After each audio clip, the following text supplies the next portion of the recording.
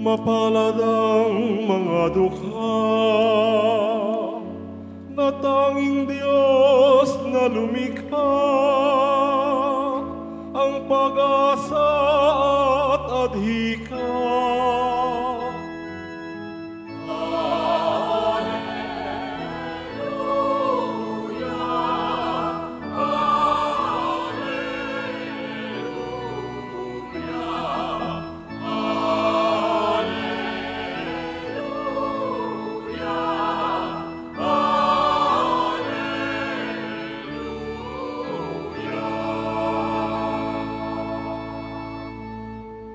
Sumainyo ang Panginoon. At sumayo rin. Ang mabuting balita ng Panginoon ayon kay San Lucas. Papuri sa iyo, Panginoon. Noong panahong iyon, sinabi kay Jesus ng isa sa mga tao, Guro, iutos nga po ninyo sa kapatid ko na ibigay sa akin ang bahagi ko sa aking mana. Sumagot siya, Ginoo, sino ang naglagay sa akin bilang hukom o tagapaghati ng mana ninyo? At sinabi niya sa kanilang lahat, Mag-ingat kayo sa lahat ng uri ng kasakiman, sapagkat ang buhay ng tao ay wala sa laki ng kayamanan. At pagkatapos ay isinaysay ni Jesus ang talinghagang ito. Ang bukirin ng isang mayaman ay umani ng sagana. Kaya't nasabi niya sa sarili, ano ang gagawin ko? Wala na akong paglagyan ng aking ani. Gigibain ko ang aking mga kamalig at magtatayo ako ng lalong mas malaki. Doon ko ilalagay ang aking ani at ari-arian at sasabihin ko sa aking sarili, Ayan, marami na akong ari-arian, hindi na ako kukulangin habang buhay. Kaya't mamamahinga na lang ako, kakain, iinom at magsasaya. Ngunit sinabi sa kanya ng Diyos, Hangal, sa gabing ito'y babawian ka ng buhay. Kanino mapupunta ang mga bagay na inihanda mo? Ganyan ang sasapitin ng nagtitipon ng kayamanan para sa sarili. Ngunit dukha naman sa paningin ng Diyos. Mga kapatid, ang mabuting balita ng Panginoon. Pinupuri ka namin, Panginoong Hesukristo. Magsiupo muna po ang lahat. Magandang umaga po sa inyong lahat. Pwede bang batiin din natin ang ating katabi ng magandang umaga? Mga kapatid, tayo pong lahat ay nagkakatipon bilang isang mag-anak ng Diyos sa pagdiriwang po natin ng banal na misa ngayon pong 18 linggo sa karaniwang panahon. At kung mapapakinggan po natin na maigi ang ating mga pagbasa para sa araw na ito, tila patuloy tayong pinapaalalahanan ng Diyos na tingnan kung ano ang tunay na mahalaga sa ating buhay. Ano nga ba talaga ang mahalaga sa ating mga sarili? Ano nga ba talaga ang mahalaga sa ating mga puso at kalooban? Maganda ring tanungin mga kapatid, sa pasimula po ng ating pagninilay sa umagang ito, ano po ba ang halaga ko sa mundo natin ngayon? Ano ba ang halaga ng sarili ko? Aminin po natin o hindi mga kapatid, ang mundo po natin ngayon ay tila mapagmata, mapanghusga. Hinuhusgahan tayo depende sa estado ng buhay na meron tayo. Kung ikaw ay may pinag-aralan, mataas ang tingin sa iyo ng ibang tao. Tama po ba? Kung ikaw ay may pera, mataas ang tingin sa iyo ng ibang tao. Tama po ba? Kung ikaw ay may mataas na posisyon, mataas din ang tingin sa iyo ng ibang tao. Tama po ba? Dumidepende po ang pagtingin ng tao sa panahon natin ngayon, depende sa kung ano ang meron ang taong ito. Kahit ako minsan, may mga pagkakataon na nagiging ganyan din po ako. May mga pagkakataon na kung saan kapag simple lamang ang kasuotan, minsan minamata natin, hinuhusgahan kagad natin. Naalala ko, nung ako po ay nasa parokya pa, isang araw po, naglilinis po ako ng sasakyan. Binubuhusan ng tubig yung sasakyan. At syempre, kapag ikaw naman ay naglilinis sa sasakyan, ang suot mo lang, t-shirt, tsinelas, at shorts. No? At nung araw na yon, ako po ay susunduin para mag-house blessing. Kaya, nung dumating ho yung susundo ng house blessing, maaga-aga siyang dumating, sabi niya sa akin, "Boy, nandito na yung susundo, tawagin mo na yung pare." So sabi ko, "Sige po, saglit lang po."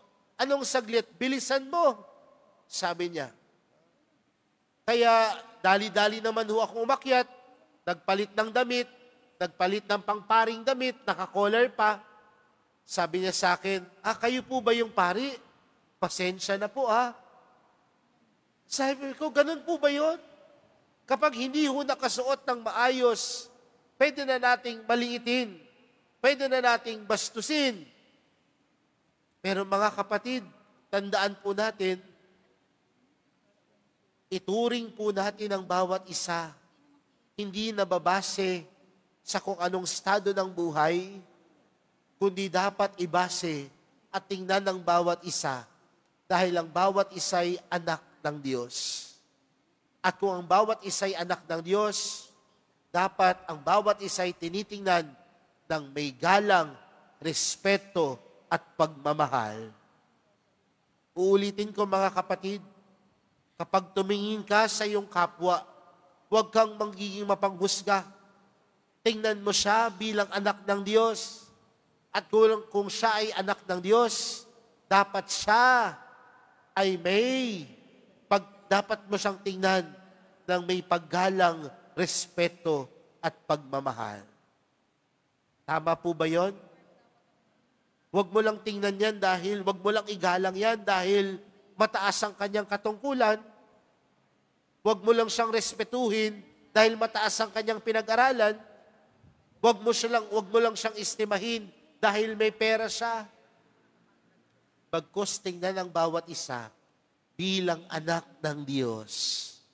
At kung siya'y anak ng Diyos, dapat pakitaan mo siya ng paggalang, respeto, at pagmamahal.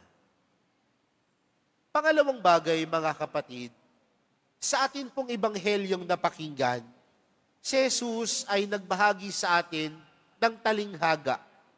Talinghaga patungkol sa mayamang hangal.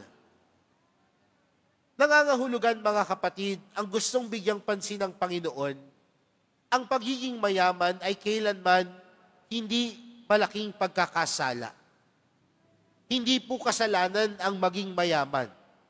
Hindi po kasalanan ang magkaroon ng maraming pera. Hindi po kasalanan ang magkaroon ng maraming ari-arian. Hindi po yan kasalanan. Higit sa lahat, kung ikaw ay maraming pera, kung ikaw ay maraming ari-arian, at pinaghirapan mo ang mga bagay na ito, hindi po ito kasalanan. Pero kailan nagiging mali ang pagiging mayaman? Sa mga pagkakataon na ikaw na lamang ay nagiging makasarili. Sa ating ebanghelyong napakinggan, anong kwento ng Panginoon? Yung mayaman, umani ng sobra-sobra. Kaya anong ginawa nung may-ari, nung magsasaka doon sa ating ebanghelyo, sa kwento ng Panginoon? Imbis na ibahagi kung ano ang sobra, kung ano ang pwede niyang maibahagi, anong ginawa niya? Giniba niya yung kanyang ari-arian at nilakihan niya pa. At anong sabi niya? Hindi na ako mauubusan. Kaya sabi niya,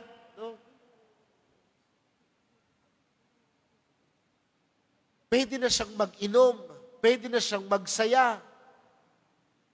Pero anong sabi sa kanya ng Panginoon? Hangal. Dahil ang tunay na kayamanan ay hindi kung ano ang meron ka. Ang tunay na kayamanan, hindi kung ano ang mga naipon mo. Bagkus ang tunay na mayaman ay ang taong handang magbigay, magbahagi. Sino nga po ba ang tunay na mayaman? Ang mayaman po ba ay yung taong kam-kam lang ng kam-kam? O yung tunay na mayaman, yung taong marunong magbigay? Naalala ko po, nung ako po ay nasa parokya, isang Sunday po, isang linggo, isang araw ng linggo, may nagpa-bless po sa akin. At nung lumabas po ako para i-bless yung kanyang sasakyan, sabi ko, napakaganda nung sasakyan. Sabi ko, kung maganda ang sasakyan, maganda din ang laman ng sobre. Sabi ko, bless natin, bless. Pagkatapos i-bless yung maganda at magarang sasakyan, nag-abot ho ng sobre. Pagkatapos ho niya mag-abot ng sobre, may lumalapit. Father, magpapabless po ako ng pedicab. Nag-bless ho ako ng pedicab. Alam niyo ho, nagbigay din ho ng sobre. Kaya ho, nung binuksan ko ho yung sobre sa opisina para ibigay doon sa opisina, nagulat ho ako sa kung ano ang laman. Ang laman ho nung nagpa-bless ng pedicab, 300 piso. At yung nagpa-bless ho ng napakagarang sakyan, ang laman ho, 20 pesos. Please do not get me wrong, hindi ho ako mukhang pera ha. Pero sana ho makita ho natin, kung nakatatanggap tayo ng pagpapala at biyaya, at tunay mong sinasabing mayaman ka, may pera ka, may ari-arian ka, pero hindi mo naman kayang magbigay at hindi mo naman kayang tumulong sa iba, hangal ang tawag doon ng Panginoon. Dahil ang tunay na mayaman, hindi makasarili, bagkus ang tunay na mayaman, marunong magbahagi at magbigay. Hindi ho kasalanan ang maging mayaman. Ang mali ay ang pagiging makasarili. Uulitin ko po yun. Hindi ho masama ang magkapera. Hindi masama ang magkaroon ng ari-arian. Ang masama ay ang pagiging makasarili. Kaya mga kapatid, ano po ang hamon sa atin ito? Ang hamon sa atin mga kapatid, na sa buhay po natin, totoo naman, mahalaga ang pera. Mahalaga ang ari-arian. Pero sabihin po natin, hindi po yan ang pinakamahalaga. Mahalaga po yan, pero hindi yan ang pinakamahalaga. Dahil tandaan natin, ang kayamanan mauubos, ang pera mauubos, ang pera pwedeng mawala. Pero ano ang hindi nawawala?